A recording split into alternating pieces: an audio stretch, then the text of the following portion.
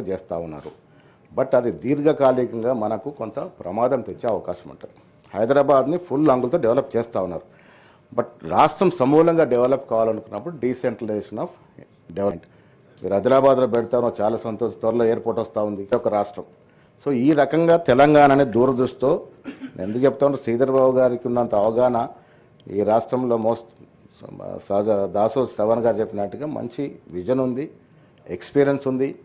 ఇవాళ హైదరాబాద్ సమూలంగా అన్ని రకాలుగా డెవలప్ కావాల్సిన అవసరం ఉంది. హైదరాబాద్తో పాటు అటు మూల ఆదిలాబాద్ కానీ ఇటు మూల కొత్తగూడెం కానీ రకరకాల ప్రాంతాలు రకరకాల అభివృద్ధి చేసుకోవాల్సిన అవసరం ఉంది. ఇన్సెంటివ్స్ ఇస్తూ ఉన్నారు, పాలసీ చేంజ్ చేసి ఇంకా ఇన్సెంటివ్స్ మోర్గా ఇవ్వండి. ఇప్పుడు ఆదిలాబాద్ ఎయిర్పోర్ట్ వస్తుంది, ఆదిలాబాద్లో విపరీతమైన ల్యాండ్ అవైలబిలిటీ ఉంది, ల్యాండ్ బ్యాంక్ ఉంది. ఆదిలాబాద్ కూడా ఇప్పుడు ఆదిలాబాద్ చాలా పత్తి తప్ప ఏం పండదు, బట్ ల్యాండ్ ఉంది, ల్యాండ్ అవైలబిలిటీ ఉందిగా. అక్కడ ఐటీ సెంటర్ని ఇంప్రూవ్ చేసే ప్రయత్నం చేస్తే సమూలంగా డెవలప్ అవుతుంది. అదేవిధంగా మారుమూల ప్రాంతం మహబూబాద్ జిల్లా అక్కడ ఒక సెంటర్ పెట్టే విధంగా ప్రయత్నం చేయండి. ఐటీఏ కాకుండా మీరు ఐటీ మంత్రి కాకుండా మీరు క్యాబినెట్లో ప్రముఖ స్థానంలో కాబట్టి మిగతా ఇండస్ట్రీస్ కూడా అగ్రికల్చర్ ఇండస్ట్రీ కానీ మిగతా ఇండస్ట్రీస్ కూడా దూర ప్రాంతాలకు వెళ్ళి తీసుకెళ్ళి పెడితే భవిష్యత్తులో ఈ రాష్ట్రం అగ్రగామి రాష్ట్రంగా మిగిలే అవకాశం ఉన్నది.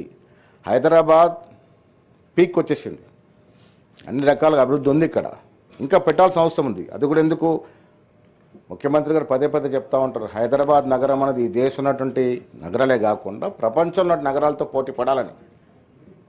ఇవాళ ప్రపంచంలో ఉన్న మేటి నగరాలన్నీ సముద్ర తీరం ఉన్నట్టు నగరాలు. మనకు దురదృష్టవశాత్తు సముద్రం లేదు ఇవాళ. అయినప్పటికీ కూడా ఐటీ పరంగానే మిగతా పరంగా హైదరాబాద్ ఇవాళ ఈ దేశంలోనే కాకుండా యావత్ ప్రపంచంలో నగరాలతో పోటీ పడకుండా తీసుకెళ్తా ఉన్నారు. పెట్టుబడులు నేను ఒకసారి మీ సందర్భంలో సూర్యబాబు గారికి అభినందన తెలుపదలుచుకున్నాను. 1,75,000 విదేశీ పెట్టుబడులు రావడం అనేది ఇట్స్ నాట్ ఆషామాషి కాదు. పేపర్ మీద కదా వచ్చాయండి. మీ ఐటీ బాగా ఇంగ్లీష్ మాట్లాడగలిగినటువంటి ఐటీ మంత్రిని 10 ఏళ్ళ నుండి ఎన్ని వేల కోట్లు తెచ్చారు ఒకసారి చెప్పండి. దయచేసి విజ్ఞప్తి చేస్తా ఉన్నాను. ఇవాళ విజయనగరంలో డెవలప్ చేస్తున్నప్పుడు మనకు పార్టీలకు అతీతంగా అభివృద్ధికి తోడ్పాల్సిన అవసరం ఉన్నది. ఎస్, కేసీఆర్ చేసిన పనులు కొన్ని మంచి ఒకటి మేము అప్రిషియేట్ చేసాం, ఇవాళ కూడా చేస్తాం. వారి పాలసీలో కంటిన్యూ చేయాలి, వాళ్ళ టాస్క్ని ఎందుకు కంటిన్యూ చేస్తూ ఉన్నారు. రాగానే మేము కూడా పేరు మార్చుకోవచ్చు కదా. కేసీఆర్ చేసిన మంచి పనులు కూడా మేము అప్రిషియేట్ చేస్తాం. బట్ ఇవాళ రేవంత్ రెడ్డికి నేతృత్వం చేస్తున్న అభివృద్ధిని రాష్ట్రం దృక్పథం దృష్టిలో పెట్టుకొని అందరూ కూడా సహకారం చేయాల్సిన అవసరం ఉంది.